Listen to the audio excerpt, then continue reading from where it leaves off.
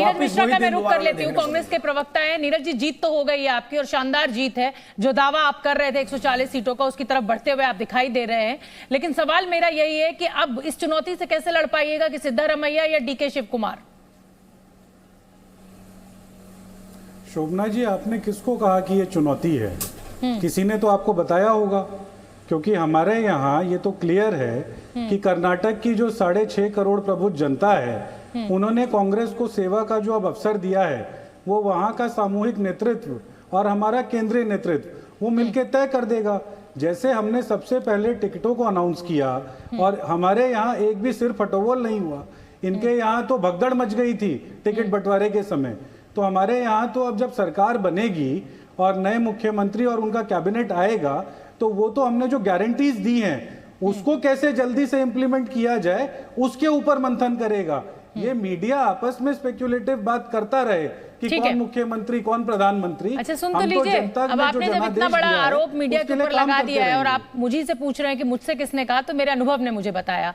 आप हेमंत बिस्व शर्मा को जानते ही होंगे, वो क्यों अलग हुए ये भी आपको पता होगा।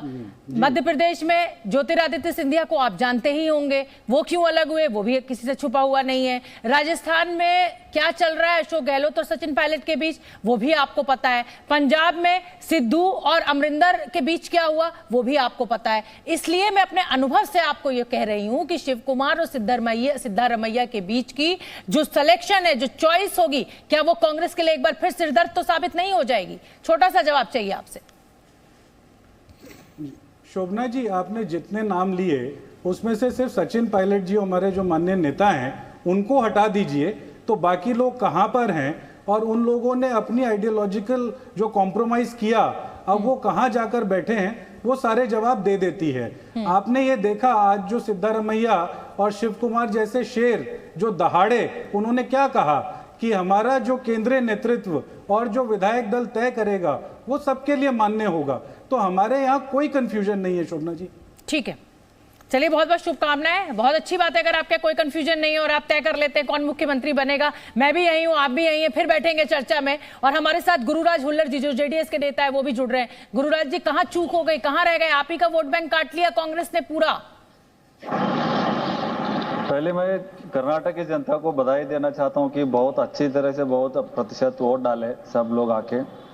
और हो सकता है हमसे भी कुछ चूक हो सकता है कि जो प्रचार के टाइम में अच्छी तरह से हमारे जो मैनिफेस्टो है लोगों के सामने जाके सब लोगों को वो दिए नहीं या उनको बताए नहीं प्रचार के टाइम में। हो सकता है ऐसे गलतियां हो सकता है, लेकिन जो जितने सीट हम कल जितना सीट आते हैं करके हमारे इसमें था वो उतना तक तो हम पहुंच नहीं पाए। और कांग्रेस तो अच्छी बढ़त ली है और उनको भी बधाई हो।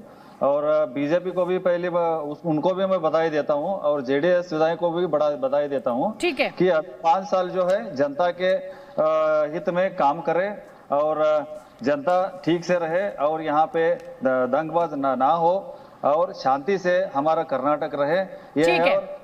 बड़ी बात आप कह रहे हैं, हालांकि बड़ी समझदारी आप दिखा रहे हैं। हार आपकी हुई है लेकिन आप किसी पे कोई ब्लेम गेम नहीं है और यही शुभकामनाएं कर्नाटक के लोगों के लिए। लेकिन अब मैं अपने रिपोर्टर्स का रुख करना चाहूंगी, फील्ड में वो मौजूद हैं।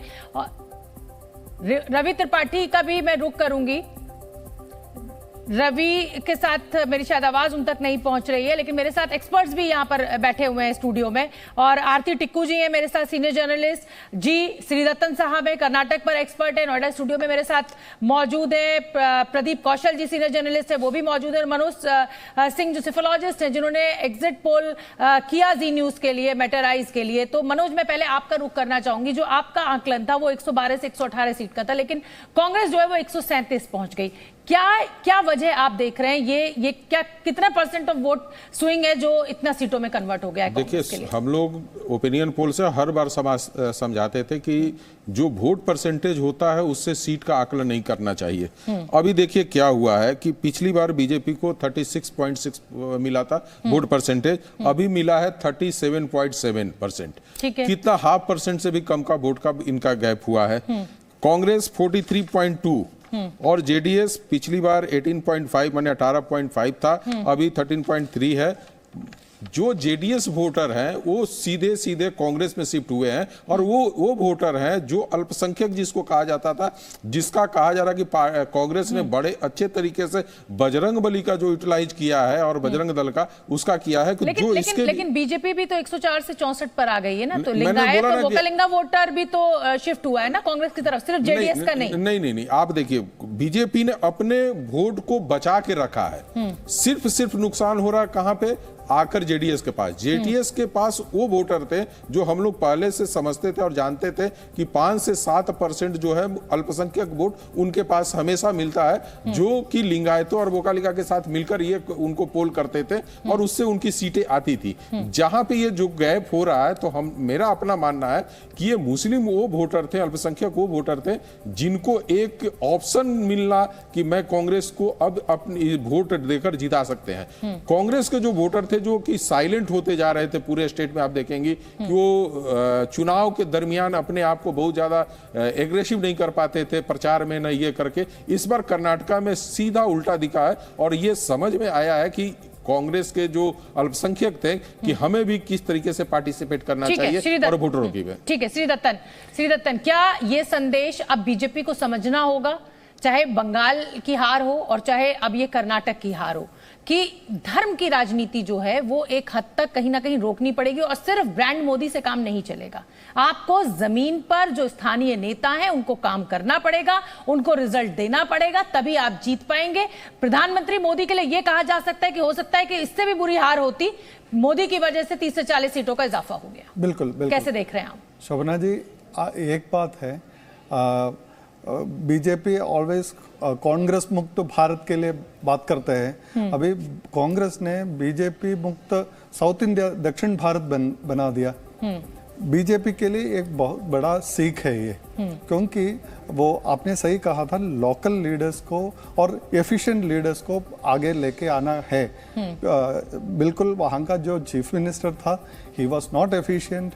वो और अपने कोर कैडर को भी एड्रेस करने के लिए, कैटर करने के लिए वो असफल रहा था। तो इसलिए, और ये कम्युनल इश्यूज, कम्युनल मुद्दा जो है वो कांग्रेस के लिए इस बार फायदेमंद हो गया था, क्योंकि बजरंग बली मुद्दा उन्होंने उठाया था। उसके लिए इससे उनका जो वोट बैंक है, मुस्लिम वोट बैंक है, वो कंसोलिडेट हो गया, पर हिंदू वोट बैंक कंसोलिडेट नहीं हुआ है। और अंत में मैं एक बात कहना चाहता हूं कि परफॉर्मेंस आपको देखना, वो ध्यान देना पड़ेगा। लोकल स्ट्रॉन्ग लीडर्स को आपको आगे लेके आना पड़ेगा। बिल्कुल सही बात है, बड़ी बात आप कह रहे हैं। एक बार जल्दी से मैं शिवांगी का रुख कर लेती हूँ। शिवांगी डीके शिव कुमार के घर के बाहर मौजूद है। शिवांगी, एक बार तस्वीरें फटाफट दिखा दीजिए, क्योंकि जश्न मनाया जा रहा है इस समय कांग्रेस खेमे में। साफ तौर पर देखिए शोभना, तस्वीरें हम आपको दिखाते हैं, लेकिन इस वक्त यहाँ सन्नाटा है, क्योंकि सभी लोग जो हैं वो यहाँ से अब निकल चुके हैं। डीके शिव कुमार जैसे ही रिजल्ट आए, 3 बार बाहर आए। पहले तो आप देखिए कि कैसे अपने छत पर आकर उन्होंने वेव किया, जितने भी उनके समर्थक थे उनसे पहले उनको ग्रीट किया। उसके बाद आकर मीडिया से 2 बार उभरे हुए, पहली बार रोए, दूसरी बार एकदम स्ट्रॉन्ग वर्ड्स में कहा कि सीएम को लेकर जो भी निर्णय होगा उस पर हम बाद में बात करेंगे। और उसके बाद सीधा वो गए मंदिर। देखिए पूजा पाठ का एक बहुत अहम रोल रहा है कर्नाटक की राजनीति में, कर्नाटक की परंपरा में।